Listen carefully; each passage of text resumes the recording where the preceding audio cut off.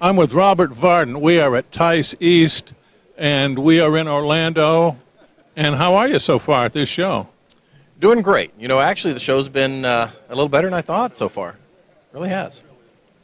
I won't ask you what your expectations were, but I just got here, so I can't really make a value judgment on it. But it looks like there's a reasonable amount of people up and down this aisle in front of us. You know, the traffic hasn't been heavy, but the few people that we've talked to have been some pretty darn good leads. They really have.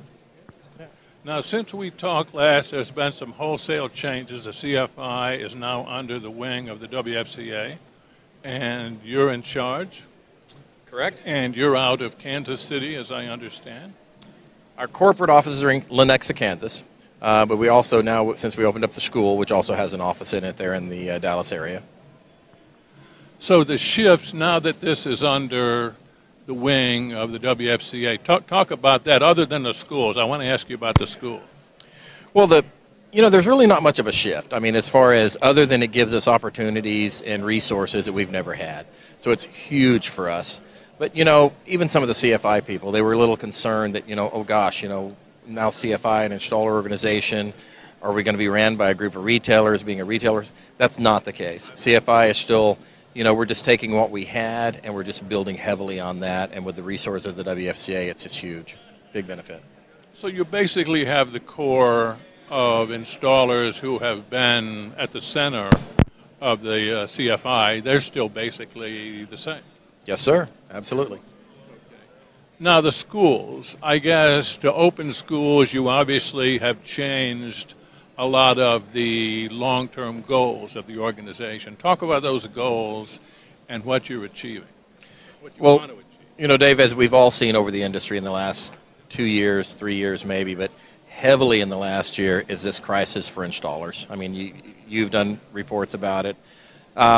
So when we looked at that about 2 years ago, we, as CFI, we knew we had to not necessarily make some changes, but actually start taking advantage of some of the sources we had thought to do years ago, such as the school.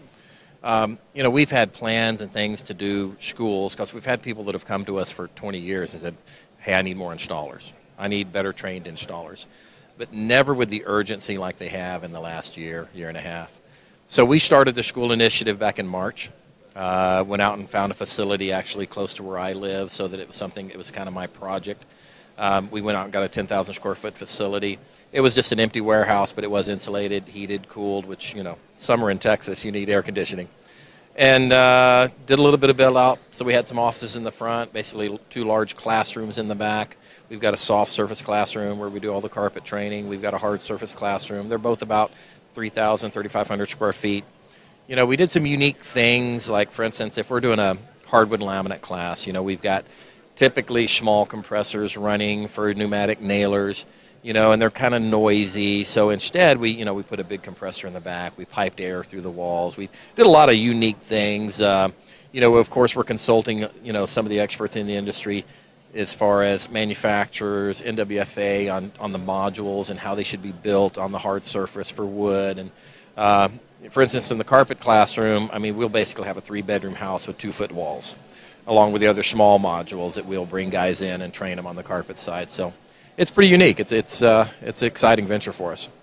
Well, obviously there's a major need. Now, finding people to get in the program and the duration of the training. Talk about that. Well, we've looked on both sides, the recruiting side and the placement side. Obviously, the placement side came real quick. We've got people calling us, I need your students. On the recruiting side was a little tougher. We're working with veterans programs, job fair programs, high school programs. There's just so many, and I think with the need that we have, you're going to have to approach them all because you're only going to get a few from each market. When we work with the veterans programs, for instance, and that's why it's going to be interesting to see how the industry embraces all of this because, this shortage of installers, it affects everyone. I think I might have mentioned to you before about the survey we did back beginning of the year when we wanted to do on the school project about, we sent a survey out to all of, CFI body, thousands of contractors. One of the questions we had in that was on the age of your installation force. How long they've been on the floor. And we grouped it in categories, 1 to 5, 5 to 10, 10 to 15, etc. And, we found that 60% of the 3,000 we came back, 60% of the installers today have been on the floor for 15 plus years. Many of them 20 and 25 year categories. And in that little 1 to 5 category was 4%. You do a little bit of math and you see that in 10, 15 years, we're going to lose 60% of our installation force. So whether you make a bucket of glue, you make a piece of carpet, you make, a piece of tack strip, it affects everyone. And then, of course, talking with various different groups that want to be involved in this process, we realized, too, one school is not going to do it. We've, since then, we're looking right now at 4 locations that I hope to have up. The second and the third I'll have up probably by just after the first of the year. By summer, we should have that 4th. We're actually looking at probably 12 over the next 3 years. And this will be around the country, obviously. Absolutely. Yeah, because, you start taking guys away from, flying in somewhere, although we've had a lot of that. I mean, even with the first school, we did that program in Brazil, and suddenly I'm getting emails. They want to send students in from Brazil to the school in Texas. But, we have a 5-week course.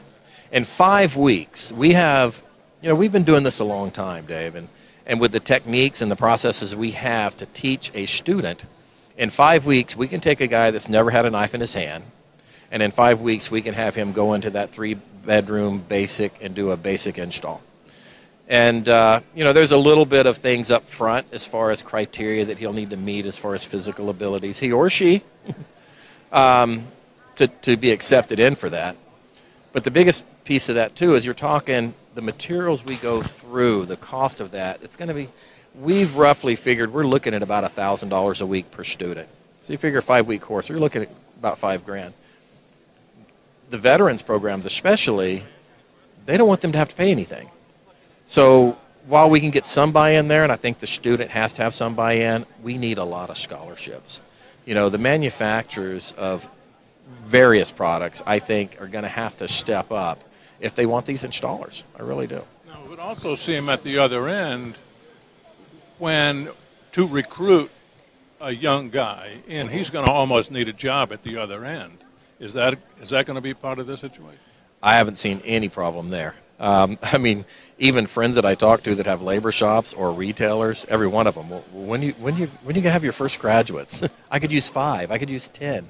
And then, of course, the buying groups that we're talking with, they're desperate for them. So on the recruitment side, it's looking like that's not an issue at all. I think the biggest piece is going to be more on the recruiting side more than the placement side, excuse me.